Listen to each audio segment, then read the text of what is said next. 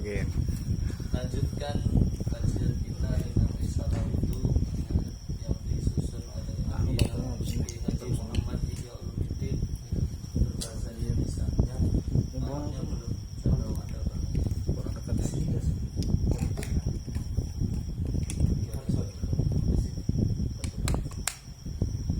Kemarin sudah dibahas tentang sejarah wudu, keutamaan wudu, hikmah dalam wudu. Ya. Wudu ini adalah syar'u man qablana, termasuk syariat umat-umat terdahulu. Bukan hanya umat Nabi Muhammad saja yang mendapatkan kewajiban dalam berwudu. Disinyalir indikasinya ada dalam cerita seorang pemuda dari Bani Israel yang bernama siapa? Jurek. Seorang pemuda yang mendapatkan fitnah ujian dituduh menghamili seorang lonte. Kok kasar Pak Ustaz? Memang harus dibuat kasar. Setan itu pintar dalam Al-Quran, zukhruful qaul. Kalau memang kasar disebut kasar. Seperti riba tidak usah disebut bunga. Itu namanya tipu daya syaitan. Kalau memang lonte ya lonte, tidak usah PSK. Itu membuat nanti seakan-akan biasa. Berarti itu pekerjaan yang biasa.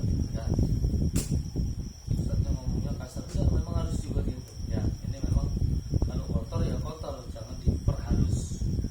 Nah, zukhruful qaul itu tipu daya, di antara tipu daya setan. Jurat itu mendapatkan fitnah ujian, dituduh menghamili seorang perempuan nakal, ya pelacur atau bahasa Jawanya lon. Kasarnya lagi apa? Oke. Ya, sama. Kasarnya lagi. Ya. Ada maksudnya apa? Walhasil wudu yang Allah syariatkan kepada kita itu bukan hanya khusus umat Nabi Muhammad, tapi ada kelebihan. Kalau umat Nabi Muhammad, siapa yang berwudu dengan baik sempurna, maka akan mendapatkan pahala yang besar, ya. Dan umat Nabi Muhammad besok bisa ditandai dengan min asaril wudu, ya. Maka kalau bisa sempurnakan basuhan wudu, sempurnakan semaksimal mungkin, lebihkan semaksimal mungkin tanpa harus mubadir dengan air. Nah, ini sering. Kemarin sudah dibahas tentang hikmah dan keutamaan wudu. Di antaranya wudu itu bisa menghapus dosa-dosa yang ada dalam diri manusia. Jadi setiap kali kita wudu, dosanya diampuni, rontok. Berarti kita ini selalu melakukan dosa. Maknanya seperti itu. Di setiap kita wudu, dosanya rontok, diampuni. Berarti setiap saat, setiap hari kita ini selalu melakukan dosa, karena tidak habis-habis dosanya. Ya, dilihat dari jumlah bolongan yang ada dalam diri manusia, ada 9. Lubang hidung 2, mata 2, telinga 2, mulut 1, ubul dubur 9 lubang yang ada dalam diri manusia ini semuanya keluarnya busuk, tidak ada yang harum, wangi. Ini menunjukkan kalau manusia itu berpotensi melakukan dosa dan salah. Makanya Allah sayang sama kita, Allah sayang sama umat Nabi Muhammad. Dibuatlah syariat wudu supaya kita ini dihapus dosa-dosanya. Ya. Kemudian hikmahnya wudu lagi, bebas akan masuk surga melalui pintu manapun yang dia suka. Ya, Rasulullah bersabda, apabila di antara kamu berwudu, maka memperhatikan atau menyempurnakan wudunya. Setelah wudu berdoa, asyhadu an la ilaha illallah wahdahu la syarikalah wa asyhadu anna sayyidina Muhammadan abduhu wa rasuluh. Allahumma ja'alni minat tawwabin wa ja'alni minal mutatahhirin. Dalam riwayat yang yang lain boleh ditambah dengan doa kafaratul majlis. Subhanakallah. Banyak riwayat ya, termasuk Guru Lukman kemarin juga menyebutkan. Nah itu kalau sudah wudunya baik, para hadirin sempurna, sunnah-sunnahnya dikerjakan, rukun-rukunnya apalagi, jangan lupa baca itu tadi doa itu sambil menghadap ke kiblat, pandangan ke arah langit. Bukan berarti Gusti Allah di langit seperti pemahaman orang-orang sebelah itu Wahaboy. Wow, kata Ustaz Rifki. Wow. Menganggap kalau Allah itu di atas. Tidak ada takwilan sama sekali. Pokoknya di atas. Padahal Allah itu tidak butuh tempat dan makan. Tidak butuh tempat seperti kita. Kita ini kan butuh tempat duduk. Ya, kalau Allah tidak. Allah itu mukhalafatul lil hawadisi. Biar bagaimanapun tidak bisa kita menyerupakan tukang yang nyiptakan meja. Apakah tukang sama badannya seperti meja tipis, welek? Kan tidak mungkin. Begitu juga Allah menciptakan alam semesta, tidak mungkin sang pencipta itu sama seperti yang dicipta. Secara akal pun gitu. Kalau kita belajar kitab Tauhid Sanusi, Imam Sanusi itu Masya Allah itu apa ya, agak beleng-beleng dulu saya. Karena mainnya akal ya. Ya, kalau dalil sudah. Ini. Maka kenapa kita berdoa menghadap ke langit? Karena langit itu kiblatnya doa. Bukan berarti Allah di atas langit. Sudah serahkan sama di atas. Di atas oh plafon. Kan kadang-kadang kan gitu ya. Padahal Allah itu tidak bertempat, bukan di arus ya. Laisa kamitslihi syai'un wa huwas samiul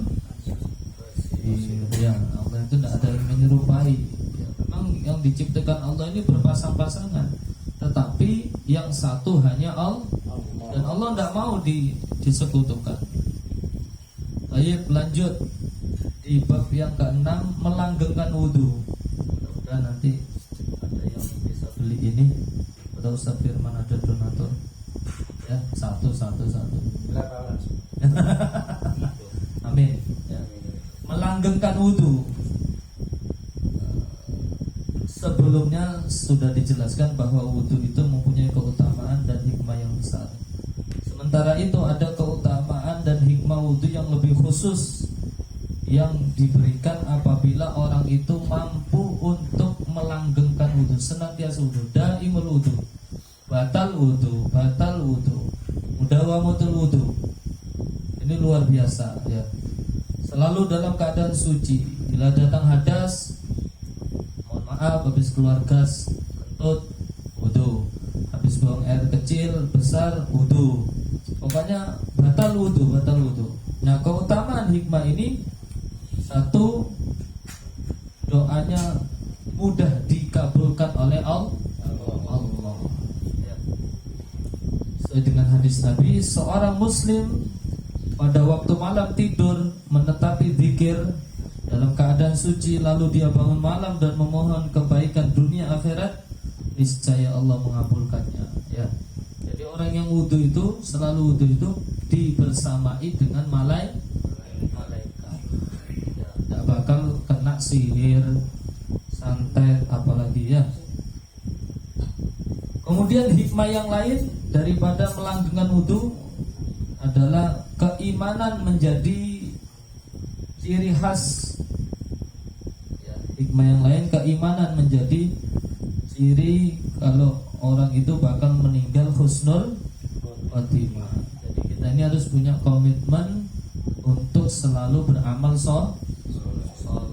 Tidak bisa kita, biar bagaimanapun kita harus punya komitmen, pokok harus beramal soleh, beristiqomah kata Rasulullah. Dan janganlah mengkalkulasi, menghitung-hitung. Ketahuilah bahwa sebaik-baik amal kamu adalah sholat, dan tidak menetapi wudu kecuali orang-orang yang beriman. Jadi orang yang melakukan wudu itu sebagai bukti kalau dia benar-benar orang yang beriman. Sahabat siapa yang kemarin sudah selalu daimul wudu? Sahabat Bilal bin Rabah. Masya Allah, ini termasuk tipe orang yang selalu melanggengkan wudu. Mudah-mudahan kita bisa mengamalkan mudah-mudahan bisa mengamalkan wudu. Jadi sahabat Bilal ini setiap selesai wudu beliau sholat sunnah wudu, ya, 2 rakaat minimal sekali seumur hidup lah kita ngelakuin itu. Ya. Dulu kata senior saya di Pujon itu kan pondok dakwah, pondok yang banyak menghidupkan sunnah Nabi. Oke, kalau yang tidak paham Pujon awal-awal dikira memang pondoknya Salafi, jamaah tabligh, karena sholatnya wajib rapet dan rata-rata berjenggot semua. Ya itu memang di sana dihidupkan sunnah Nabi. Ya. Kebanyakan kan di Jawa itu pondok hanya memperdalam fikih nahwu shorof, sampai nahwu shorof itu jadi bahsu masail, jadi musyawarah makanan hari-hari. Sementara pondok yang membahas Quran hadis itu jarang, ya jarang sekali. Ya. Dikira jamaah tabligh. Ya, jadi di sana itu pernah Kiai Habib Ihya itu baca hadis kalau Rasul itu pernah sholat pakai sendal. Maka kata beliau, guru kita, kalau gitu nanti itu bukan zaman saya, zaman atas saya jauh. Kalau gitu nanti sendalnya dicuci semua, karena minimal melakukan sunnah itu seumur hidup sekali. Cuci sendalnya para hadirin. Sendalnya santri semuanya dicuci supaya suci. Pas sholat zuhur apa asar gitu dipakai. Jadi sholat semuanya pakai sandal. Tapi di pondok aja, bukan di luar. Kalau gitu kan nanti timbul pikirannya aliran apa ini. Jadi harus tahu menempatkan sesuatu ya. Nah, ini minimal melakukan sunnah seumur hidup sekali. Kemudian bab selanjutnya memperbarui wudu. Kita sudah punya wudu, tapi masih pengen wudu, boleh apa enggak? Boleh. Bahkan pahalanya besar. Tidak kalah utama juga selain mudawamatul wudu, tajdidul wudu atau memperbarui wudu. Orang itu belum batal, tapi setiap menjelang sholat, sekalipun dia belum punya hadas, belum batal, dia selalu berwudu. Dan ini akan mendapatkan pahala yang besar. Kata Nabi apa? Man tawaddu'a ala tuhrin kataballahu lahu asra hasanatin. Barang siapa yang berwudu sewaktu masih suci, artinya dia tajdidul wudu, memperbaiki wudunya, maka Allah akan mencatat baginya 10 kebaikan. Ya, jadi kalau pengen belum batal, pengen wudu enggak apa-apa. Dapat pahala 10 kebaikan. Itu namanya tajdidul wudu, ya. Wudu dalam kondisi malas. Ini hadis sering dihafal oleh para dai-dai populer ini. Ala adullukum, dalam hadis sahih juga ada. Ala ma yamhullahu bil khataya wa yarfa'u bihi darajat. Dalam keadaan sehari-hari kan mungkin kita malas, apalagi sekarang musim apa? Musim hujan. Enaknya ngapain kalau hujan? Edung, bikin anak kata Ustaz Rifki ya.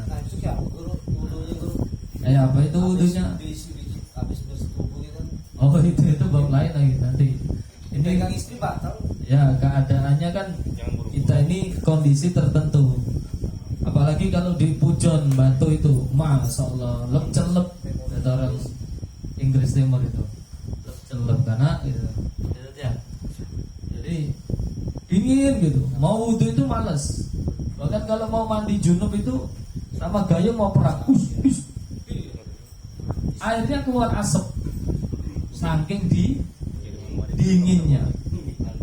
Firman paling seneng di sana, paling sowanan sih.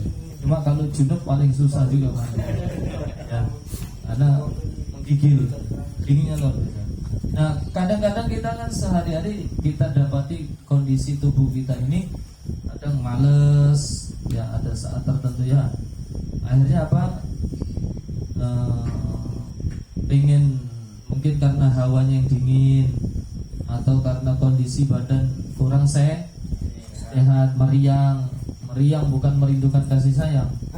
meriang sesungguhnya, adem panas gitu ya, kepala pusing, hutang numpuk, sakit gigi, istri di Jawa misalnya, kan pusing kepala ya misalnya. Ini kondisi yang seperti itu, mungkin musim dingin atau karena badannya tidak sehat. Nah, ini tetap wudu. Kondisi manakala harus seseorang tetap berusaha wudu secara sempurna.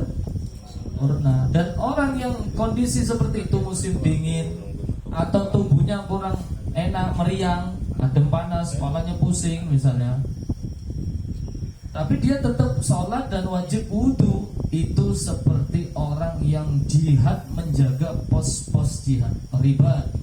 Ya. Kata Rasul, bolehkah aku tunjukkan kepada kamu perbuatan yang dengan itu Allah Subhanahu wa ta'ala akan melebur segala kesalahan dan mengangkat derajat? Kata sahabat, nggih ya Rasulullah. Apa itu amalannya? Isbahul wudu alal makarih. Berwudulah dengan sempurna dalam keadaan tidak nyaman, kondisi badan kurang sehat, tapi dia tetap wudu sempurna seperti ya. Sampai tidak perlu dihanduki lagi meskipun kedinginan. Ya, padahal boleh-boleh aja. Wa kasratul khataya ilal masajid. Di antara amalan yang bisa menghapus dosa, melebur dosa, mengangkat derajat, yang pertama berwudu dalam kondisi badan kurang sehat. Itu pahalanya besar. Seperti orang yang jihad nunggu di pos-pos jihad. Ada musuh, nah itu pahalanya besar. Ribat namanya. Ribat itu pos-pos penjagaan, ya. Jadi itu pahalanya besar. Wudu dalam keadaan meriang, sakit atau kondisi dingin, ya, tetap wudu. Yang kedua, wa kasratul khata minal masajid. Wa kasratul khata minal masajid. Banyak melangkahkan kaki pergi sholat ke masjid, ya. Itu pahalanya besar. Wa intidarus shalah ba'da shalah wa dzalikumur ribat. Menunggu antara sholat yang satu dengan sholat yang lain. Daripada pulang duduk di masjid Al-Ikhlas, nunggu sholat isya, baca rotibul hadat sambil niat duduk itikaf. Syukur-syukur ada majelis taklim, itu pahalanya besar. Pahalanya besar. Misalnya kalau di rumah sudah kewajiban sudah selesai sama keluarga anak istri, daripada pulang nanti mau kembali lagi berat ini ke masjid, ya.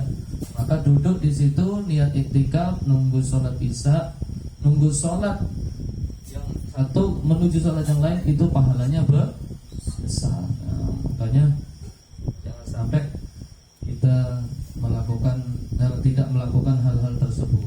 Yang selanjutnya membaca basmalah, ya.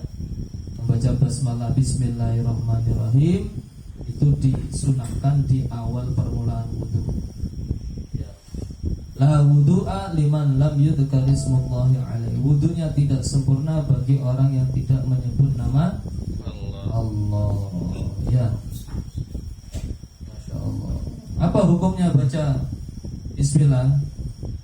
Mayoritas ulama, jumhur ulama mengatakan membaca bismillah ketika berwudu hukumnya sunnah muakkad.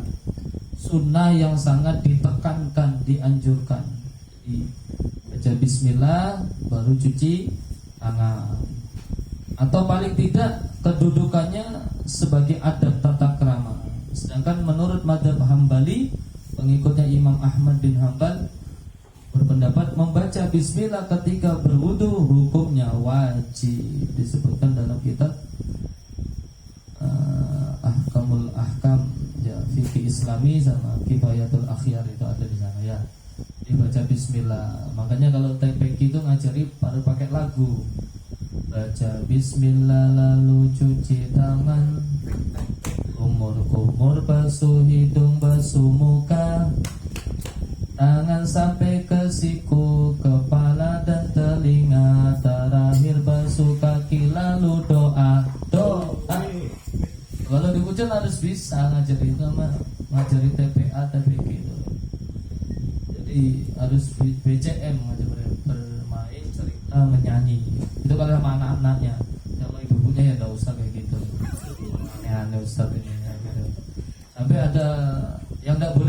setan.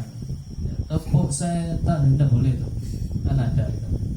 Begitu guru-guru PAUD harus hafal. Terpaksa ustadz-ustadz ngajari TPA TP kita misalnya harus hafal. Sampai rukun-rukun Islam yang 5 syahadat, sholat, puasa, haji bagi yang kaya, zakat bagi yang puasa. Siapa belum sholat duar, itu kan hafalan dulu Pak. Sekarang udah banyak lupa, tapi lembarannya sudah saya arsipkan ada. Itu penting itu. Yang doa-doa mahabbah itu ya. Intinya harus sabar ngajar gitu ya. Kembali ke anak-anak ya. Baik, sampai situ dulu tentang masalah bismillah. Jadi bismillah itu penting. Ada hadis Nabi, kullu amrin dzibalin la yubda'u fihi bi bismillahirrahmanirrahim wa huwa aqta'u ajdamu ay qalilul barakah. Setiap perkara yang penting yang tidak dimulai dengan bismillahirrahmanirrahim maka seperti hewan yang cacat. Sampean beli sapi tapi sapinya mohon maaf matanya picek atau buntutnya hilang, kan tidak boleh buat kurban. Nah, setiap perkara yang penting tidak diawali dengan bismillah maka tidak ada barokahnya. Bismillah berarti bersama Allah. Bismillah berarti setan tidak ikut-ikut. Sampai berhubungan suami istri minimal baca bismillah, ojo selundur. Tidak usah, jangan mosak masuk gitu aja tanda baca bismillah. Makanya bacaan bismillah ya Allah majannibna syaitan itu bagus dibuat stiker ditempel di mobilnya Guru Lukman. Kan dakwah itu, oke? Ya. Dakwah juga. Bahaya. Atau mobilnya siapa gitu, yang di ujung itu lah. Bismillahirrahmanirrahim. Wajannibna syaitan ma razaq. Apa itu? Coba dulu bikinnya kecil taruh di Lexi. Lagi seksi. Ya itu bismillah ya. Kemudian siapa yang disebutkan dalam Jawahirul Lu'lu' ya kalau salah Arba'in Nawawi kata ulama, siapa yang sebelum tidur baca bismillah 21 kali. Bismillahirrahmanirrahim. Bismillahirrahmanirrahim. Habis baca bismillah enggak boleh ngomong, enggak boleh main HP. Kadang-kadang kita wajah kita bercahaya karena WA gitu. Mau tidur aja pasang status dulu. Ya, kadang-kadang bercahaya wajahnya gitu. Bukan sisa wudu karena sinar HP ya. Kata ulama, barang siapa yang sebelum tidur baca bismillah 21 kali maka aman dari maling, dari kebakaran. Pokoknya rumahnya dijaga sama Allah. Ya, baca bismillahirrahmanirrahim. Kitab Nawadir juga ada cerita itu ya, dulu pernah disampaikan Ustaz Reza. Kitab Nawadir ya ada di rumah. Itu tentang bismillah. Ada wanita soleh, istrinya soleh, suaminya fasik. Fasik itu bukan pesek ya. Fasik itu orang-orang yang orang yang banyak maksiat ya, sering melakukan dosa kecil, buka aurat dan lain sebagainya ya. Ada pasangan suami istri yang istrinya solehah, ahli ibadah, punya suami yang fasik ya, jarang sholat. Kebiasaan istrinya ini setiap melakukan apapun, bahkan meletakkan barang itu selalu baca Bismillahirrahmanirrahim. Mau makan bismillah, bismillah semuanya. Suatu ketika sang suami ngetes, wahai adik sayang, ini ada fulus, ada uang ya, tolong simpan uang ini, nanti abang ambil ya. Diintip sama suaminya ketika istrinya nyimpan di dalam lemari ditumpukan bawah baju. Oh di situ. Akhirnya tahu istrinya sudah tidak sadar kemana gitu, diambil, dilempar ke belakang rumah. Karena istrinya tadi sebelumnya baca bismillah, uang yang dilempar suami di belakang rumah tadi itu dipindah sama malaikat ke tempat baju lagi. Ya, di suatu hari sang suami ngetes memang kan, mana adik istriku uang yang kemarin saya titipkan. Diambil begitu aja. Kaget suaminya, loh siapa yang tahu? Ya, ternyata istrinya cerita bahwasanya ada kebiasaan baik yang dilakukan oleh istrinya, selalu membaca jadi berkah kalau kita baca bismillah. Dan hukum membaca bismillah itu sesuai dengan keadaannya. Ya, ada kalanya wajib, ya, seperti baca Fatihah menurut Imam Syafi'i. Bismillah itu termasuk ayat Al-Fatihah. Kalau ulama 4 mazhab sepakat bismillah itu termasuk Al-Quran. Innahu min Sulaimana wa innahu min bismillahirrahmanirrahim. Itu sepakat, ulama 4 mazhab sepakat, jumhur ulama kalau bismillah itu termasuk Al-Quran. Tapi 4 mazhab ini berbeda pendapat masalah apakah apakah bismillah itu termasuk daripada Al-Fatihah. Kalau mazhab kita, mazhab Imam Syafi'i, Imam Muhammad bin Idris bin Syafi'i, itu beliau mengatakan bismillah termasuk Al-Fatihah. Jadi kalau kita bermadzhab Syafi'i, sholat tidak baca bismillah maka dapat dipastikan tidak sah. Itu hukum baca bismillah dilihat. Mau ngerokok baca bismillah, hukumnya apa? Makruh, kuadrat. Ya, mau nyolong baca bismillah, hukumnya apa? Haram, kuadrat, merokok, dapat dosa. Sudah tahu perbuatannya haram, malah baca bismillah, biar dapat pahala nyolong pelemnya tetangga, mangganya tetangga. Ya, biar tidak ketahuan. Tambah dosa, sudah tahu itu perbuatan dosa, tambah baca bismillah. Sarap atau bahasanya anak sipang ngetek ya. Kabur bismillahirrahmanirrahim, beli warung nganjuk misalnya. Pengalaman. Atau apa? Nah, kalau ngumpul istri ibadah bismillah sebelumnya gitu ya. Istri sendiri maksudnya. Bukan istri kita, istri sendiri ya. Jadi itu ya sesuai ya. Mau bersiwak bismillahirrahmanirrahim. Mau buka Al-Quran, surat apa yang udah baca bismillah? Taubah. Itu di awal saja. Kalau di tengah boleh. Ya. Jadi kalau bacanya mulai bara'atun minallah itu haram kata ulama ahli qura. Tapi kalau dimulai dari tengah apa? Ya. Wallahu a'lam bishawab. Yang sedikit ini buat peringatan bagi saya, dan mudah-mudahan kita semua diberikan semangat dan istiqomah dalam memperbaiki diri kita masing-masing. Insyaallah pertemuan selanjutnya oleh Ustaz Firman ya. Ya wallahu a'lam bishawab.